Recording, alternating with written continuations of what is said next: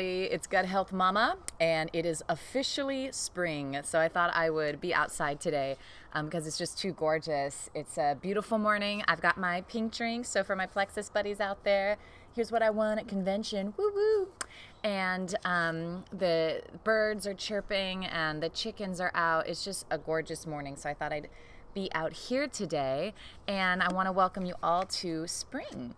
I've been traveling, and it was a perfect end to winter because I got to see a lot of people, celebrate some fun. I got a wedding that I went to, and I went to an awesome convention for Plexus, and then got to catch up with family a lot, which was super great.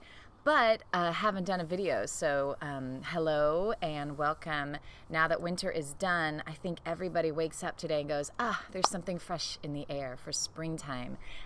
For me, spring's always been about cleaning and planting. I really love gardening, so a lot of you probably can relate. I've been putting in a lot of seeds and getting stuff, fully prepared for our awesome blooming season here. It's what I love about the Pacific Northwest. So much stuff grows really well here.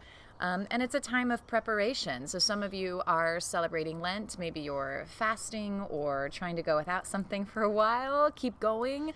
And I think everybody has the daunting summer in the distance, right? So I know for sure when I was teaching, summer seemed so far away. The last term before summer, you're like, how are we going to get through this? But spring is a season for a reason. There's time to prepare for a reason, right? To give ourselves time. So a lot of people I work with now have a problem with change, right? Not a bad problem, but they just can't seem to figure out, how do I change? How do I incorporate new healthy habits into my lifestyle? How do I make a big shift, like a career change that I made? And so I wanted to talk about that really fast today. The biggest, awesomest thing that I've done is do something physically different. Do something physically different. So let's break it down. If you want to change something, you have to do something physically different. That's going to help your brain, which is then going to help you implement whatever the change is. For instance, I have a customer who uses the Plexus products who was inconsistent. This happens a lot, right? People are like all excited to sign up, and then they sign up and then they forget to take the products and they go, nothing's really happening. I can't figure it out. Because it's really hard to implement something new into your routine. A lot of us have been in a certain routine for a long time, and just bringing something new in is hard. So we talked about it. She had a great idea. She took out all of the stuff in the cupboard that she normally goes to for her water drinks, her glassware, right? She took all of that and moved it to a different cupboard, a really inconvenient cupboard, but nonetheless. And she put all of the supplements and her other vitamins and meds in this one area. And so that was the first thing she opened every morning. And that's really helped her. So kudos to her in California. It was great to see her while I was on my little tour. And I'll talk about my own thing. I wanted to start doing push-ups because I'm getting ready for the summer, and I want to feel good about my posture. I've got an almost 9-month-old now, and so I was just realizing I needed to strengthen up and solidify my core a little more. And 10 push-ups is not a lot. That's not a workout, right? But it was something that was like, I should be able to do that. And I had to start, I used to, teach dance, and I could do a lot more strength training then, but I had to start really easy. And I was like, all right, 10 push-ups. And in the beginning, they were on my knees, but now I can do full out plank push-ups, and I do 10 a day. But how I had to start was making a to-do list every day. And then I left it on my bed. So at the end of the day, if I hadn't knocked that off, if I hadn't just gotten it done, I had to do it right then before bed. It's a tiny, tiny, tiny thing, but it's an example of how to start going, I have to do something different. I had to do a physical change. I had to write it out, leave that list on my bed, and then look at that list before bed and go, I better do this. Like now I can knock them out, and I do more than that, which is great. And if anybody wants to start doing them with me, we can text each other that we did them. So message me or email me at guthealthmama@gmail.com. So those are ways to change. A lot of people have thoughts that are repetitive. They're like, well, I just can't break these thoughts. Let's say you're getting ready for summer and you're going to change your diet. So a lot of people I work with, especially with gut health, go, I want to eat better. I want to be healthier. I want to do this. Well, you get to reclaim your identity. You get to say something like, I no longer eat fast food. I'm the person who doesn't eat fast food. If all your friends or your coworkers eat fast food, you get to claim a new identity. And it's hard for other people to watch you change. That's like a totally foreign idea to a lot of people. If anything, they don't want you to succeed. They only know you in one pigeonhole. And so it can be hard for people to adapt. I've seen it with myself. I made a big career change. I made a personal lifestyle change. Having a baby, and I see it firsthand, and I see it for a lot of people that I help, that it's hard to have other people support you when you're doing major changes. So especially with health, I say claim it. You get to have this new identity. You get to say, that's right, I'm the person who doesn't eat fast food anymore. Whatever it is, if you are cutting out drinking, if you're cutting out sugar for Lent, whatever, you get to just own that and claim it and say, that's right, that's what I'm doing. You can make a joke out of it if you want, but that's the chicken feeder, if you keep hearing that clanking. There's little chickens.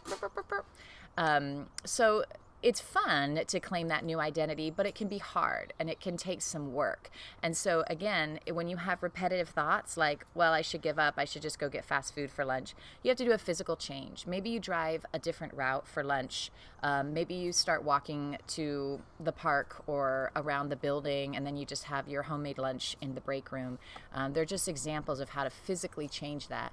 Or when you have that thought of, I just want fast food, maybe you do 10 push-ups, who knows?